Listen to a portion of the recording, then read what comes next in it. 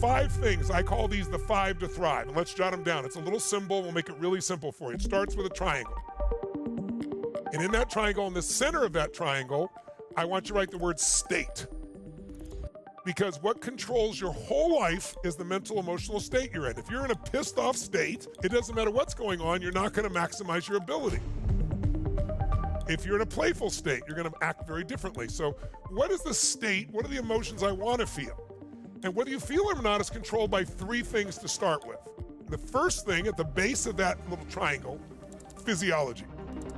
It just means the way you use your physical body. You want to embody the kind of energy, the kind of movement, the kind of gestures, the kind of intensity that would guarantee you to follow through.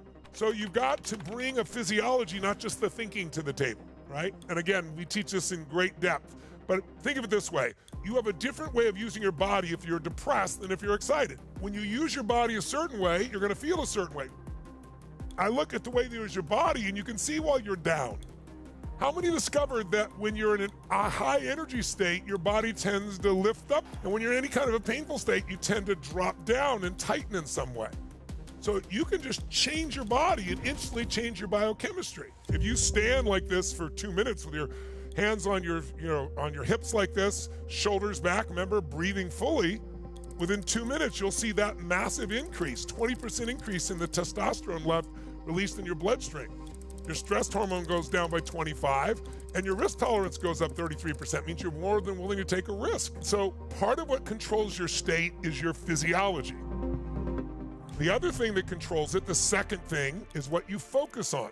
Whatever you focus on, you will feel. If you focus on the worst scenario, the world's coming to an end, you will feel like the world's coming in. If you picture it, if you imagine it, if you think about it, if you're supposed to meet somebody for dinner and they don't show up and you go, oh my God, what if they were in a car accident? You'll suffer like they were in a car accident. You'll feel it. Your experience is controlled by your physiology and your focus. In other words, what you feel can be changed that fast if you make a radical change in your body or a radical change in your focus. Focus equals feeling. Let's go back to physiology just for a moment. Can your physiology, your state, not only affect you, your state affects other people's states too. Like people say, oh, this person's like me. Well, you oftentimes walk into a state that induces that. If you want to change your life, if you want to get on the path, the number one thing is putting yourself in the right state. How do you do it? Quick change in your physiology, radical change. Somebody comes to walk on the fire, they're scared to death. I can't. I go, well, if I said, I can't, I couldn't do it there. Stand tall, put your shoulders back, scream yes, go. And they go. 2 seconds ago it was impossible, now they do it.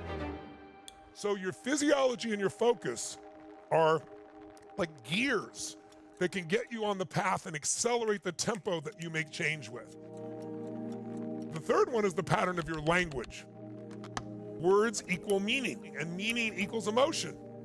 If somebody does something, and after they do it, you go, that person is disrespecting me, or that person is challenging me, or is that person coaching me, or are they loving me? If you use disrespecting, you're going to feel very different than if you think they're loving on you.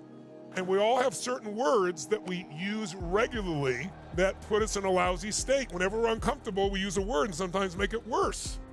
What are some words that describe negative feelings that you overuse? Pissed off, angry, sad, worried. And what are some new words you might replace them with that might make you laugh or smile or soften it a lot? Certain words will change your life. Here's what else will change your state. Just by changing your focus. How can you change your focus? Ask a better question. Ask and you shall succeed. If you say, how come I can never lose weight? Well, if you ask a lousy question, you're getting a lousy answer. Your brain's gonna go, because you're a pig, right? But if you say, how could I lose weight and enjoy the process? And you keep asking that, you might go, wow, I used to play racquetball when I was a kid and I wasn't even trying to lose weight. I enjoyed myself and I was like, maybe I should play racquetball. And you come up with a better answer. Better questions create better answers. If you really wanted to, how many of you could think of something right now that you could be proud of in your life? Something you pushed yourself to do, or something you did with your kids, or something you've done that you're proud of, or could be if you focused on it. So whatever you focus, you're gonna feel, so you gotta train yourself to focus in new ways. Again, this is why we do all the things we do, is to get this to be a habit. Focus and physiology, those two together. And then it's the words you use. The words are shaping you. And then what goes around this that makes the dashboard are the two other things, because I call this the 5 to thrive.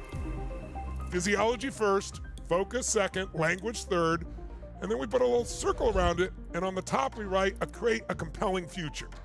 It's the reason to use your skills. But then if something happens really rough in your life, sometimes you lose why to do this. So you need a compelling future. Like I said, anybody can deal with the difficult today if they have a compelling tomorrow to deal with. So you got to have why, the big why, what you're after. And then at the bottom, the fifth element of this process is you need an identity that shapes your choices.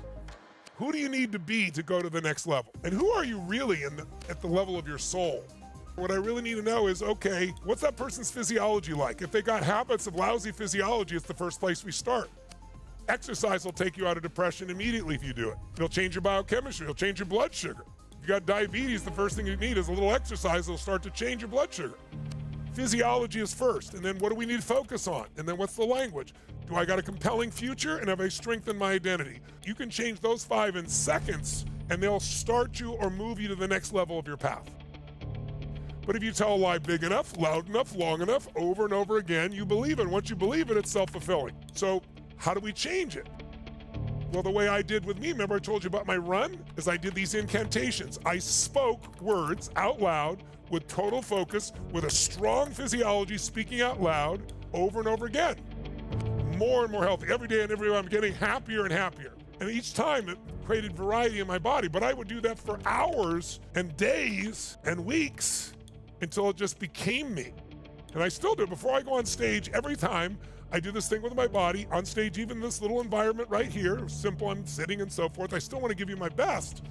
And so I do this little incantation. I now command my subconscious mind to direct me in helping as many people as possible today by giving me the strength, the emotion, the persuasion, the humor, the brevity, whatever it takes to show these people and get these people to change their life now. I have done that since I was 17 years old. I used to do it for 2 hours in the car driving at the top of my lungs, going to meet somebody I was going to influence so I could get them to change their life. People are driving their cars beside me, I look like a serial killer screaming at the top of my lungs in my Volkswagen. But remember what I said? Successful people do what the failures won't. Failures all learn this and go, I understand it, I tried it. Successful people say, I'm gonna do this 500 times a day, like Steph Curry. And then you go, aren't they a genius? Aren't they lucky? No, they did the work.